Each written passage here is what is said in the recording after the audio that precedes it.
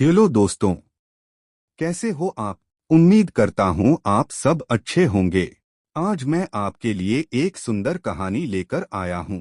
एक गांव में आदिल नाम का एक लड़का रहता था। आदिल बहुत नेक दिल और ईमानदार था, लेकिन उसका परिवार बहुत गरीब था।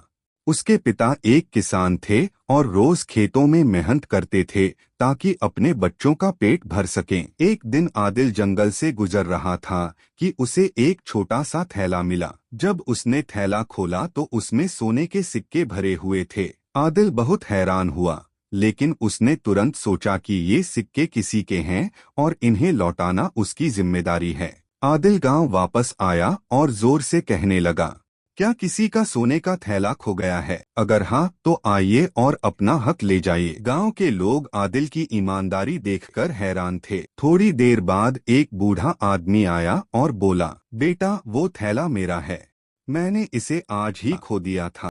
आदिल ने थैला उस बूढ़े को वापस कर दिया। बूढ़े की आंखों में खुशी के आंसू आ गए। उसने आदिल को दुआएं दी और कहा, बेटा तुम्हारी ईमानदारी की मिसाल पूरी दुनिया में दी जाएगी। ये लो, इन सिक्कों में से कुछ अपने लिए रख लो। आदिल ने मुस्कुराते हुए जवाब दिया, बाबा जी मैंने तो बस अपनी जिम्मेदारी निभाई है, इन सिक्कों की मुझे जरूरत नहीं, अल्लाह ने मुझे पहले ही बहुत दिया है। यह सुनकर बूढ़ा व्यक्ति बहुत प्रभावित हुआ। उसने पूरे गांव में आदिल की ईमानदारी की बात फैला दी। जल्द ही एक अमीर जमींदार ने आदिल को अपनी जमीनों का देखभाल करने का काम दे दिया और उसकी जिंदगी बेहतर हो गई।